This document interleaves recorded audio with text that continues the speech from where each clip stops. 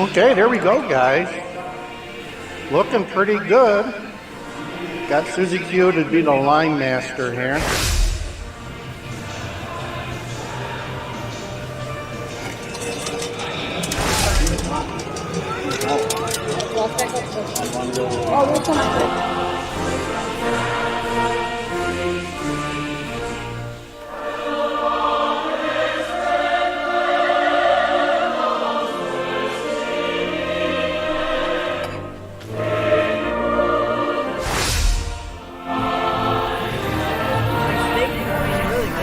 Yeah, look at those fries. You got the Polish there. Yeah, Polish and it's all I've never decked out. seen fries like that. It must be some special They call them sidewinder fries. sidewind.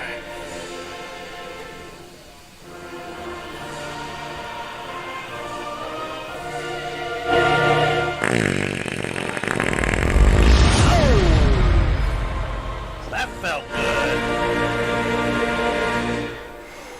Good morning. Good morning. It is Saturday, February 10th, 2024. I am the DJ Wonder Chrissy here, and we're here at Migrant Mayhem at Land Cruiser Midwest. Like, share, and subscribe, folks. We could use a few more subscribers, some loyal listeners. People like Mofo. Yeah, we got a guy that comes in here every once in a while by the name of Mofo. We look forward to hearing from him again, maybe. Okay, so we got a little bit of a update on Chicago, and then we're going to head out to Colorado Springs and see what's going on out there as they start jettisoning a lot of their families out of the hotels that they've been paying for the last 4 or 5 months. So let me get this one ready to go here. Let's see, where is it? And this one's about the cost of the migrants in Chicago, and I talked about this the last couple of shows. I mean, the numbers, it doesn't take much to know that the numbers don't add up. And this video alludes to that fact that it's just a matter of time before Brandon and JB are in a financial crush again, or maybe worse, who knows. But the train, excuse me, the train is coming down the tracks. The financial train is coming down the tracks for Brandon and JB, and they're seeing it. Although the citizens may not be seeing it, the citizens are revolting against the migrants, each and every day, because we see what's going on in New York City. We see what's going on in Denver, which we'll talk a little more about that. So let's see what they have to say about Chicago right now. I know just how much Chicago has been spending to support the migrant mission so far. Just over. There you go, the migrant mission. It's not the migrant crisis, it's the migrant mission. 13,000 asylum seekers are living in city shelters. The city says they are preparing for a spike, though it's not clear how they pay for it. CBS 2's Sabrina Fonza is live for us. Yeah, and the buses have kind of stalled since Governor Abbott's closed the Eagle Pass river crossing, where people were just flowing in like water. The buses have kind of stopped a little bit. In the newsroom, trying to sort it all out. Sabrina? Joe, if it feels confusing tracking the spending, the amount of money the city has spent, the state has given, how much the federal government has given. Money, money, money. Money is coming from everywhere for this. I wonder how much of it is being laundered. Just a thought. That's because it is. The city has been trying to save money where it can, but right now they just can't get those numbers to add. We're currently actually every day. We're in meetings, on calls with the state and with the county In a migrant briefing this week, to figure out what the long-term plan is to get through the calendar year together. city leaders were asked once again about their plans to pay for the migrant crisis once the money runs out. New numbers show the city has spent a total of $194.5 million on migrant-related vendors since October of 2022.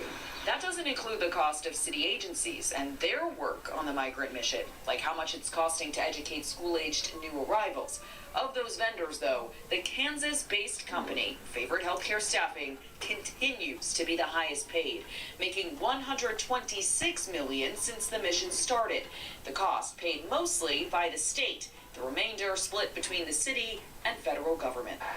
A few days ago, the city amended their contract with Favorite Staffing for a second time. Now their contract is for approximately $150 million over the course of 1 year. Notable because in the city's budget, $150 million is the same number allocated for the entire fiscal year. The city is hoping the state continues to pay and the federal government will step in. Governor Pritzker has said he plans to put about 2,000 beds somewhere, though it's still not clear where that. Okay, now here's where the people in the suburbs need to be paying attention, because somewhere in here she mentions that those 2,000 beds can be anywhere in the state. And if you let them, they will. That will be, or when it'll happen. Would that be one of the things that we're looking at to help alleviate how much the city is spending? We're currently in discussions about how they might be able to apply that, whether it is standing up a new shelter inside or outside of Chicago. There you go, folks. Coming to a town near you if you allow it. In our next video, or one of the other videos today, we'll show where cities in Denver area are trying to make sure it doesn't happen to them. Or if it's taking over the costs of shelters in Chicago. Now, the city estimates it's been able to cut food costs down by using new vendors from around $22 a day to about $16 a day per person. Again, this is just a drop in the bucket with no answer about a long-term. Yeah, it's certainly a drop in a bucket. $22 a day for food. That's filet mignon type of food, man. Jeez. Solution yet. In the newsroom, Sabrina Franza, CBS 2 News. Sabrina, thank you. Drinking. Okay, so there's that. Let's see if I can find another one for you here where... Data shines a light on just how much Chicago has been spending to support the migrant. Yeah, they're spending, that's for sure. Let's see what we got here. I think I saw one yesterday I wanted to share with you. Let's see if I can find it.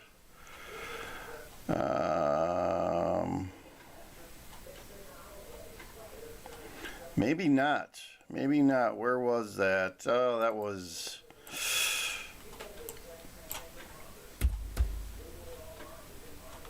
Here's where it was.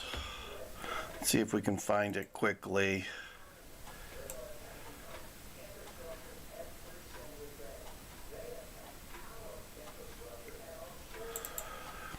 All right, this is it. Wow.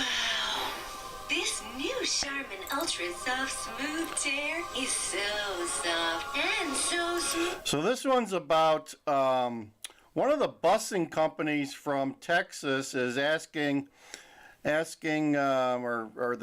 guess Brandon Johnson's wants to dismiss a lawsuit that was filed by one of the bus companies from Texas because they're saying it's unconstitutional that they're putting all these restraints on the Texas companies, and they've filed a lawsuit not long ago, and I guess it's getting ready to be heard. So let's listen to this video, and here we go.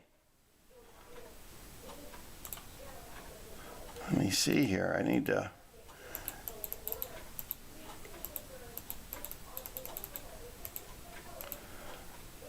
What's going on? Doesn't want to go back on me here.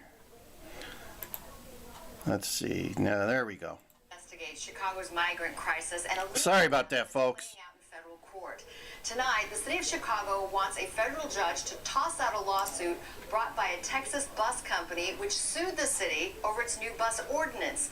NBC5 investigates Bennett Haberly has an update to the story he broke last month. Bennett? Allison, you may recall the city's new bus ordinance was created late last year in an effort to curb so-called rogue buses from dropping off migrants unannounced. Wynn Transportation filed that lawsuit challenging Chicago's ordinance after receiving fines for violating these new rules. Now we've got this legal fight underway in federal court. The number of migrants arriving by bus has slowed down in recent weeks, but not the fight over Chicago's bus ordinance, which requires transportation companies to coordinate drop-offs with the city. In its response this week to a lawsuit brought by Texas bus company Wynn Transportation, the city argues there's nothing to Wynn's claims and that the lawsuit should be dismissed. Wynn, which has been paid by the Texas government to transport migrants to Chicago and other U.S. cities, filed that lawsuit last month. This is just like anybody getting on a bus and trying to go to their chosen destination. And the city of Chicago's ordinance is unlawfully interfering with that. Wynn's attorney told NBC5 Investigates in January that the city's ordinance is unconstitutional, infringes on interstate commerce, and unfairly targets only buses carrying migrants. And when we're talking about immigration, that's a federal issue. The city of Chicago is not allowed to legislate on immigration issues. The city argues its new rule does not discriminate and applies equally to buses from Illinois or elsewhere.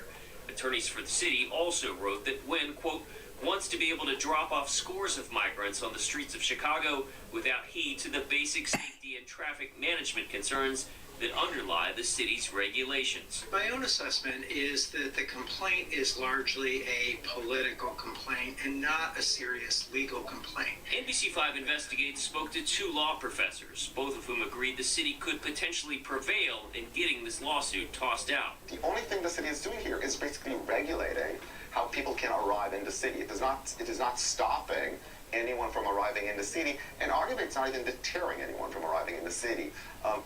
And that's why, even without knowing anything about the law, it's easy to see why the city is correct in arguing that this lawsuit is somewhat silly. We reached out to Wynn's attorney to get his response on the city's latest filing. We have not heard back tonight. It's not immediately clear when another hearing date might be set. The federal lawsuit was filed by Wynn only after the city began filing lawsuits of its own against the bus companies accused of violating the city ordinance. So far, 30 bus companies have been cited with 95 violations. Stefan. Bennett Haberly with us tonight. Bennett, thank you so much. So there's that. Let me get another one up here for you where we're going to go out to Denver, where they're a little bit ahead of us on the curve. Let me get this one set up first. All right, let's see what we got here. So here's the people of Colorado Springs, which I guess is south of Denver. My geography's still any good. And they're worried about, they say they're not a sanctuary city, but they got Denver, which is getting rid of hundreds of people out of their system, that they have them in hotels in the downtown area of Denver. And their time is up for sanctuary or whatever. And they're going to be expelling them, and the cities around Denver are starting to, conceptualize what's going to happen. Are these people going to end up in our town? Are we going to get stuck with them? How can we make sure that doesn't happen? There we go. So that's what this whole segment is about. So let's listen to what's going on in Colorado Springs to make sure they don't become a sanctuary city. Today declared it is not a sanctuary city. But tonight, the city and Pueblo County are still working to figure out what to do if migrants would indeed show up. And let's face it, folks, people in Illinois are going to have the same issue, especially suburbs of Chicago, once Brandon starts letting people out. KRDO 13's Barbara Fox is live outside City Hall in Pueblo, where city and county leaders held a private meeting about this issue just hours ago. Barbara. Bart, Heather, it seems too early to tell what their official stance is on the migrant issue or exactly what they talked about in that closed-door meeting, but city leaders did confirm with us that they are not a sanctuary city. Pueblo County Commissioner Effie Griego and a county deputy walked inside of Pueblo City Hall. KRDO 13 confirmed the Pueblo City and County met here to discuss the migrant crisis and its possible impact. This comes after hundreds of migrants were forced to leave Denver shelters this week. It's unclear what exactly happened in that meeting or what they talked about. But Mayor Heather Graham did tell us she understands Puebloans are concerned about the crisis. The new mayor is putting rumors to bed, confirming they have not seen an influx of people arriving in the Steel City. They also told us Denver has not reached out for relief. She says the decision surrounding the migrant crisis and their approach on how to handle it is not going to be made overnight. At this time, it's still unclear what their potential response will look like. We also reached out to Pueblo County several times today about their stance on the issue. They did not respond. We will continue to press them for answers and about their plans going forward. Reporting live in Pueblo, Barbara Fox, KRDO 13. Okay, so now we have another one. I've told you guys in the past, the purpose of my channel here is to raise awareness and to wake people up about this and many other things going on in the area here. So here's a gentleman in Denver, I think the Colorado Springs area, who's trying to do the same thing in just a different fashion, folks. He's more public. He's getting out there on the highways and the byways, and he's peacefully protesting. So let's listen to this. Today, man protested the arrival of migrants in Colorado Springs. KRDO 13 investigator Quinn Ritzdorf actually saw him this morning on his way to the station at the North Academy Bridge over I-25, and that's where he is. First Amendment's beautiful, folks. Yeah, Bart and Heather, this morning, longtime Colorado Springs resident Brett Dayberry was at this bridge here behind me with a sign that said, quote, illegals not welcome. But he tells KRDO 13 Investigates he has been out protesting along I-25 all week after he learned about a dozen migrant families came from Denver to Colorado Springs just last week. The man on the bridge is Brett Dayberry. All week he has been posted up along I-25 protesting the arrival of migrants into Colorado Springs. People that are coming from the north, so potentially Denver, coming into the Springs to let them know, this is how the Springs feels. Last week, KRDO 13 reported dozens of migrants arriving in Colorado Springs from Denver. Both El Paso County and the city responded by saying Colorado Springs will not offer sanctuary. When they started sending them down here, affecting our community, that's when I said, hey, we gotta shed some light on this issue. Gotta draw the line somewhere, folks. Polarized, and it's made into, racist or this or that. It's like, you know what, can we just have safety in our country? And reaction to his protests have been positive. This truck even stopped on the bridge to thank him. Dayberry, though, says he isn't sure how much longer he will continue to protest along I-25. When Denver and sanctuary cities like that chose to say, okay, we're going to be a sanctuary city, well, then you need to deal with the ramifications of that. Colorado Springs doesn't need to deal with the ramifications of your decision. Common sense there, folks. Salvation Army here in Colorado Springs says Deadly Salvation Army again. families have quickly moved on to another destination. The nonprofit says it will continue to address the needs of the community because that is what its mission has been for 150 years. Reporting live alongside I-25 here in Colorado Springs, Quinn Ritzdorf, KRDO 13 Investigates. So what I mean by the Salvation Army is they are one of the major NGOs. I'm sure that they're at the border, and if not, they're helping get these people transported across the country and resettled in various areas. They were one of the first organizations that helped resettle people in Chicago, but have since gone underground after there was a huge backlash, probably like a year and a half ago. So They are an evil organization, and I've even noticed that their kettle ringing is not as prominent as it once was, and it continues to diminish. And I used to give some money to the Red Cross, or Salvation Army. I had a Joe Bergen moment there. Yeah, Joe Bergen. Joe Bergen's got some bad memory. But anyway, Salvation Army, that's what we were talking about. I used to give generously to the Salvation Army, but no more, folks, no more. And they sent me it must have been a lot of money on mailings. I got 4 mailings during the holidays asking for money, and they just got pitched. They're in my burn pile. I just burned those notes. So I enjoy. I like people that send me junk mail so I can create heat for my home out of it. I just burn it.